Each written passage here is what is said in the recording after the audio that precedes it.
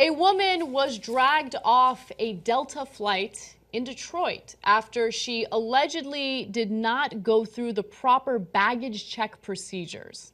Now, Delta released a statement about this. The Detroit Metropolitan Airport, where this occurred, also released a statement about this. And they're saying that the woman's at fault. She's unidentified, but we do have video of what occurred. So they tried to get her off the flight. She disagreed. She was like, nope, not getting off the flight. There were other people on the flight who spoke to the press and said that she had a bit of an attitude. Bit of attitude. And so they called the cops, and the cops tried to get her off, and she refused to get off the plane. So then we got this video. Oh my God.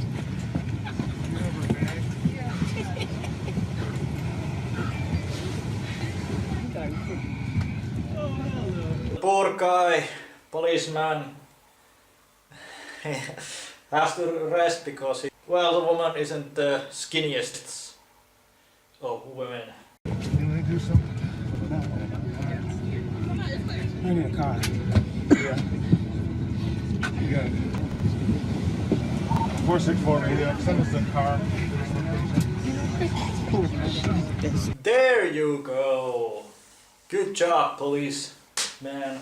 And I think the title for this video was something like "Police literally drag a woman out of airplane," something like that. And then somebody wrote in the comments that woman forces police to drag her out of the airplane or something along those lines, and said, "There, I fixed the title for you." So good job, whoever wrote that comment.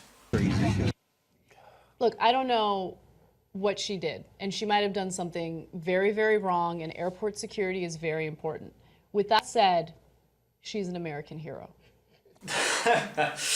Yeah, this is Anna Kasparian's hero.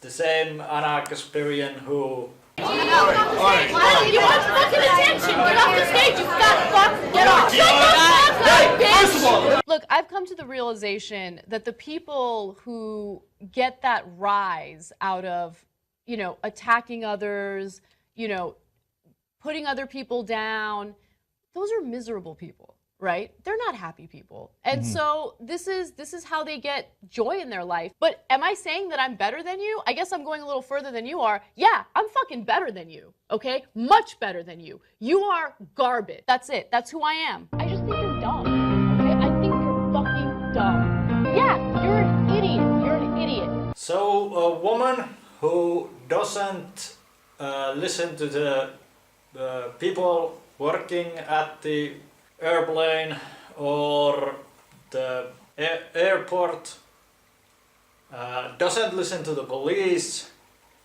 is your hero, and a person who makes other people's lives that little bit harder because she has to act like a child. I can't tell you how many times I've wanted to, like, stick it to the man at the airport, okay?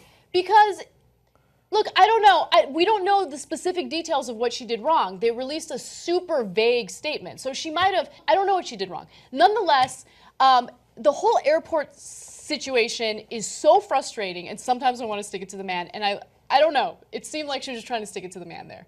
Like, you want to take me out? All right, take me out. I'm going to be dead weight, and you're going to have to make it happen.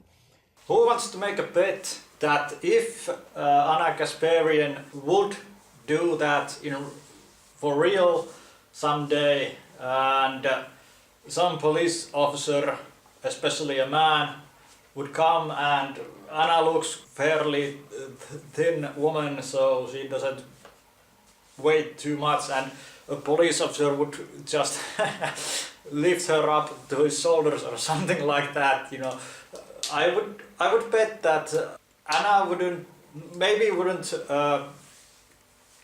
press charges for a sexual assault, but she would make a video that she was somehow sexually assaulted or something along those lines.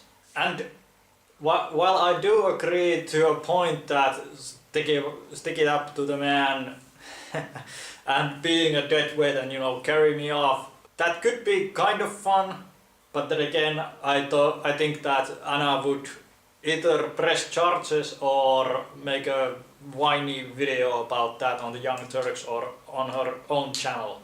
So it should be like a kind of a joke when they would carry you off.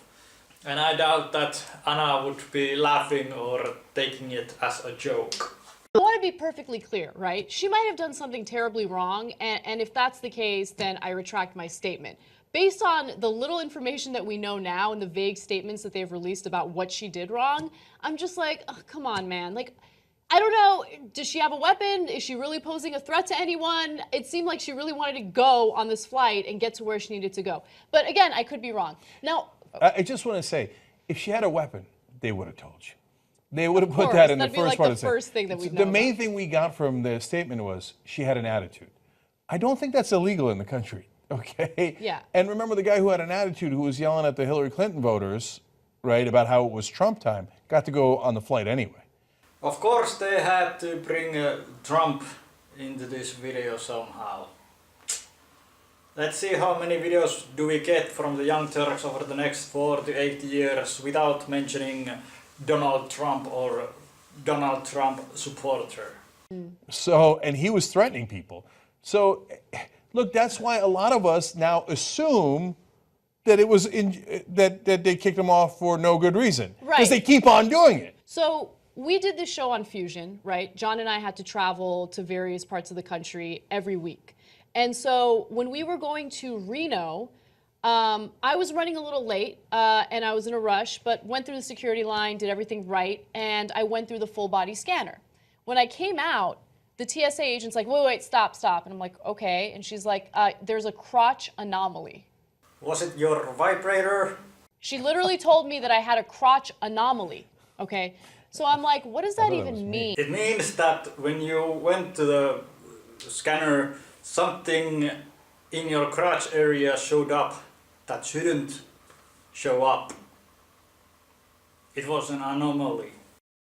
So I looked at the image that the scanner produced, and my crotch was lit up. There was a little box with my crotch lit up, right?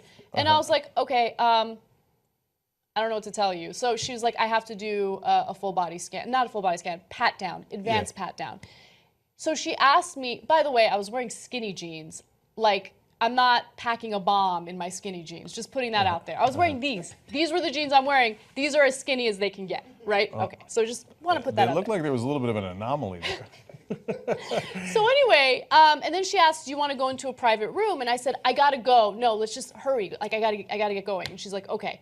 So she put her hands down my pants. Yeah. And it didn't just go in my pants. It went in my underwear.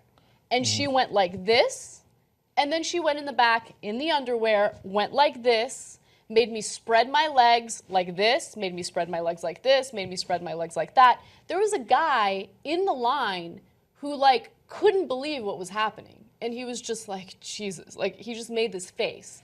And I'm like, I felt so violated, but I knew that if I put up a fight, I'm gonna miss my flight, and I gotta go because this is for my job, right? And it's just a nightmare. It's a nightmare. You feel like crap, you know, when you're traveling and you're flying. It's the worst feeling in the world. So that's the reason why, you know, based on the vague information we have on this story, I see this woman and I'm just like, you know what? You go get him, girl. You go get him. But the difference is that it was only you that was held back by this worker at the airport. But this woman on the video, she held up people in the airplane, and then also the police officers who had to come, they had to come also. So it was inconvenience for a lot of people, and in Anna's case, it was only inconvenience to her. So I also got an advanced pat down the other day. Ew, Cenk, nobody wants to hear that.